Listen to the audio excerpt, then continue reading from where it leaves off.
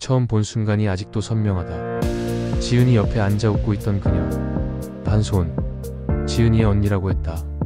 결혼한 지 꽤 된 아이가 둘 있는, 이미 누군가의 아내라는 말에 나는 이상하게 긴장을 풀었던 것 같다. 처음부터 경계선은 명확했다. 나는 지은이를 만나는 남자였고 그녀는 지은의 언니. 그런데 이상했다. 처음 마주친 그날 이후부터 자꾸 그녀가 떠올랐다. 지은이와 함께 가족 식사 자리에 앉았던 날, 내가 무심코 내민 젓가락을 든 손이 그녀의 손등에 닿았고 그 순간 그녀가 아주 미세하게 숨을 삼켰다. 아, 불편하지는 않았나? 그때는 정말 그 정도였다. 불편할까봐 조심하려 했고 괜히 선을 넘었다는 생각에 조용히 손을 내렸던 기억. 그런데 이상하게 그 이후부터 그녀의 표정이 자꾸 마음에 걸렸다. 아무 말 없이 웃을 때도, 아이들과 놀아줄 때 조용히 뒤에서 바라보던 그 눈빛도, 나를 본 게 아니라 그녀 자신을 바라보고 있던 것 같은 그 시선이 이상하게 오래 남았다. 그날 밤 나는 혼자 술을 마셨다. 그리고 인정했다. 나는 그녀를 의식하고 있었다. 처음부터 아니라고 생각했지만 그녀의 눈빛, 그녀의 침묵, 그녀의 작은 웃음들이 나를 흔들고 있었다. 그리고 더 두려운 건 그 흔들림이 싫지 않았다는 거였다. 사람은 누구나 마음속에 선을 그으며 산다. 넘지 않겠다고, 흔들리지 않겠다고 다짐하며. 나는 늘 그 선 안에서 살아왔다. 그녀를 처음 봤을 때도 마찬가지였다. 지은이의 언니. 그 이상도 이하도 아닌 존재여야 했다. 처음엔 그렇게 생각했었다. 그녀를 처음 본 날이 또렷하다. 캠핑장, 그리고 언니의 집에 인사 갔던 날. 말없이 정리된 테이블, 조용한 집 분위기, 그리고 헝클어진 머리에 민낯으로 나온 그녀. 그래요, 어서 와요. 지은이가 남자친구를 집에 데려오긴 또 처음이네. 그녀는 웃고 있었지만 눈빛은 지쳐 있었다. 그런데도 이상하게 눈을 뗄 수 없었다. 무표정한 얼굴에 묻어나는 고요함, 말없이 주방으로 걸어가는 뒷모습. 그 모든 게 자꾸만 내 시야 안에 들어왔다. 나는 애써 웃었다. 언니분 말씀 많이 들었어요. 그녀는 고개만 끄덕였다. 그런데 그 짧은 순간이 자꾸만 떠올랐다. 그 후로 몇 번 집에 더 들렀다. 식사 자리, 조용한 티타임. 그녀는 늘 같은 옷차림, 같은 표정, 같은 자세였다. 그런데도 묘하게 눈이 갔다. 그녀가 웃을 때 그 웃음이 진짜인지 아닌지 혼자서 해석하게 됐다. 그게 문제였다. 나는 어느 순간부터 그녀의 웃음을 분석하고 있었다. 지은이와 함께 있을 때도 가끔, 아주 가끔 그녀가 떠올랐다. 주방에서 반찬을 꺼내오던 모습, 화장기 없는 얼굴로 아이를 안아주던 장면, 그 모든 게 자꾸 떠올랐다. 그럴 때마다 스스로를 다그쳤다. 안 돼, 이건 아니야. 그녀는 지은이의 언니야. 그럴수록 마음은 점점 더 무너졌다. 며칠 후 일정이 끝나 일찍 퇴근하던 날, 한소은 씨가 내게 말했다. 혹시 아직 점심 안 하셨으면 같이 하실래요? 나는 당황스러웠다. 아니, 사실은. 고개를 끄덕이고 있는 내 자신을 그 순간 알아챘다. 레스토랑에서 그녀를 마주 앉았을 때 나는 처음으로 그녀가 여자로 보였다. 그동안은 여자친구의 언니, 아이 엄마, 형님의 아내, 그렇게만 봐왔던 사람이 오늘따라 다르게 느껴졌다. 조심스러운 손끝, 메뉴를 넘기며 주춤거리는 모습, 그리고 정말 오래 잊고 있던 설렘 같은 게 그녀를 통해 되살아나고 있었다. 그날 그녀와 함께 들어선 레스토랑. 나는 무의식적으로 가장 조용하고 창가 쪽 자리를 골랐다. 햇살이 부드럽게 들어오던 곳.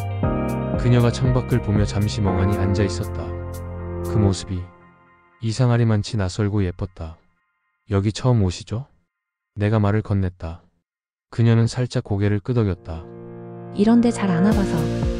그 말투가, 그 목소리가 왜 그렇게 조심스러워 보였는지 나는 메뉴판보다 그녀의 표정을 더 많이 봤다. 그녀가 뭘 고를지 망설일 때 나는 이미 그녀의 입맛을 유추하고 있었다. 그녀가 웃으면 나도 따라 웃고, 그녀가 침묵하면 나도 말없이 기다렸다. 그게 처음이었다. 누군가를 그렇게까지 바라본 건. 식사를 마치고 나올 때 갑자기 비가 내렸다. 그녀는 구두를 신은 발을 불편하게 옮겼고 젖은 계단 앞에서 멈칫했다. 조심하세요. 나는 반사적으로 손을 내밀었다. 그런데 그녀가 미끄러지는 걸 보는 순간 나는 본능적으로 그녀의 허리를 감싸 안았다. 순간 우리는 너무 가까이 있었다. 그녀는 당황한 듯 나를 올려다봤고 나는 아무 말도 할 수 없었다. 괜찮아요? 말은 했지만 내 심장은 이미 미친 듯이 뛰고 있었다. 그녀의 체온이, 그녀의 숨결이 너무 가까웠다. 그리고 그 모든 감각이 내게 돌이킬 수 없는 감정을 심어버렸다. 집에 돌아와 소파에 앉아서 그녀의 눈빛만 떠올렸다. 무슨 생각을 했을까? 내가 안았던 그 순간 그녀도 느꼈을까? 그녀도 흔들렸을까? 아니라고 해도 내가 먼저 흔들렸다는 것 하나만큼은 명확했다. 며칠 뒤 지은이와 함께 소은 언니네 집에 들렀을 때였다. 아이들이 숨바꼭질을 하자고 졸라댔다. 나는 아이들과 방을 하나씩 돌며 숨었고 마지막 방에서 그녀와 마주쳤다. 작은 방 안 그녀는 아이의 손을 잡고 들어왔다가 내가 있는 걸 보고 멈췄다. 아이들은 금세 다른 데로 달려갔지만 그 짧은 몇 초 우리 둘만 남았다. 말도 없었고 움직임도 없었지만 공기가 달라졌다. 나는 그녀를 보고 있었고 그녀도 나를 보고 있었다. 그때 그녀가 물었다. 요즘 바쁘세요? 네? 네, 조금. 그녀는 말없이 고개를 끄덕였다. 그리고 조용히 말했다. 요즘 예전보다 훨씬 더 조용하시더라고요. 그 말이 왜 그렇게 아프게 들렸는지 모른다. 그날 이후 나는 그 집에 가는 걸 피했다. 지은에게는 일이 많다고 했고 약속을 미뤘다. 그녀를 보는 게 무서웠다. 내 마음이 어디까지 흔들리고 있는지 이젠 부정할 수 없었다.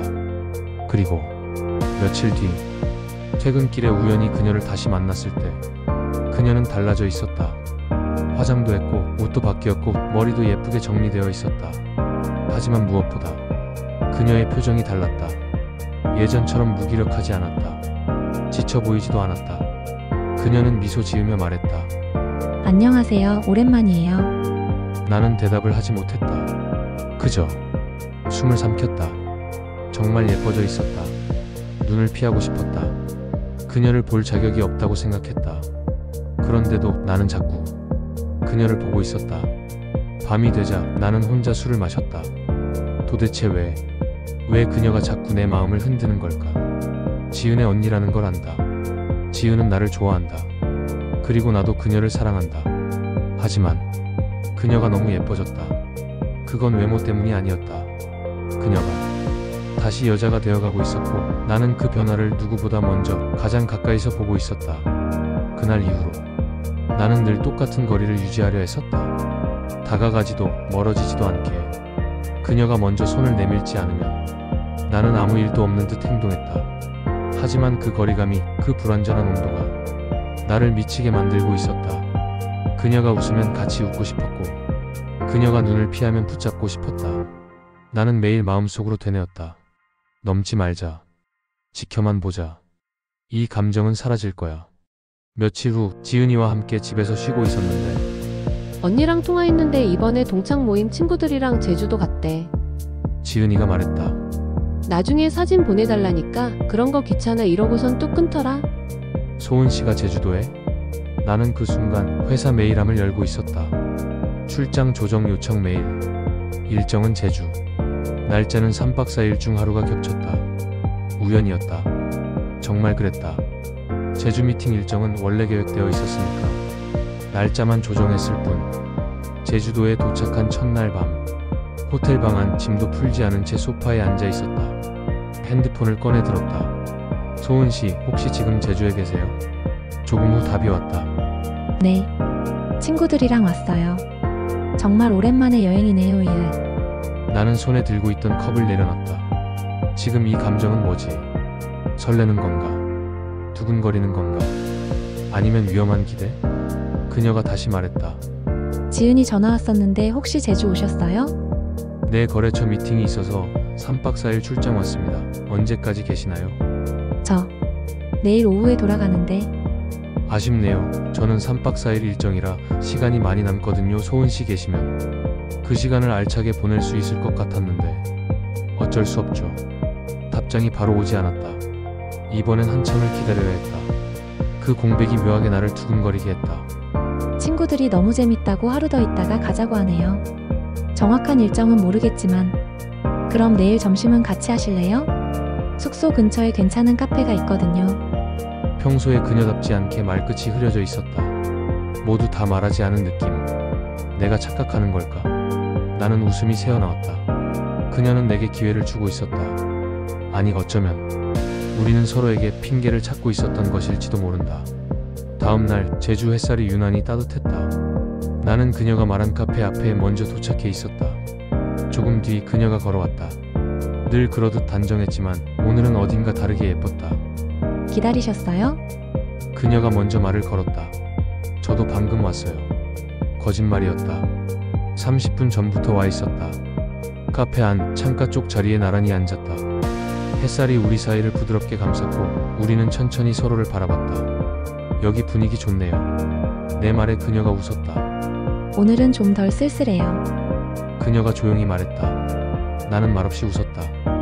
그리고 그녀의 말에 그 이상 어떤 질문도 하지 않았다. 카페를 나와 우리는 바닷길을 걸었다. 조용히 걷고 가끔 웃고 가끔 아무 말도 하지 않았다. 그 모든 공백이 편안했다. 밤이 되고 거리엔 조명이 하나둘 켜졌다. 나는 그녀를 바래다 주며 말했다. 하루 더 있다가 가기로 하셨으니 내일도 볼 수 있겠네요. 네. 그렇죠. 도윤 씨가 시간이 되시면. 지은이한테는 제주도에서 소은 씨 만난 거 말 안 할게요. 지은이도 오고 싶어 했거든요. 제가 일 때문에 오는 거라. 같이 못 온 거라서 서운해할 것 같네요. 그녀는 조용히 고개를 끄덕였다. 하지만 금세 눈을 피하며 말했다. 네. 뭔가 괜한 오해를 할 수도 있으니 저도 그렇게 할게요. 나는 대답하지 못했다. 그저 그녀를 바라봤다. 그녀는 입꼬리를 살짝 올리며 말했다. 내일은 바다 말고 오름도 한번 가보실래요? 그 순간 나는 알고 있었다. 그녀도 나와의 이 시간이 싫지 않구나. 하지만 그 모든 순간이 둘만의 작은 죄 같았다. 그 죄는 달콤했고 치명적이었다. 사화는 한소은의 시선에서 시작됩니다. 그녀의 감정은 정말 몰랐던 방향으로 흐르고 있었습니다. 좋아요와 구독은 큰 힘이 됩니다. 정말 감사합니다.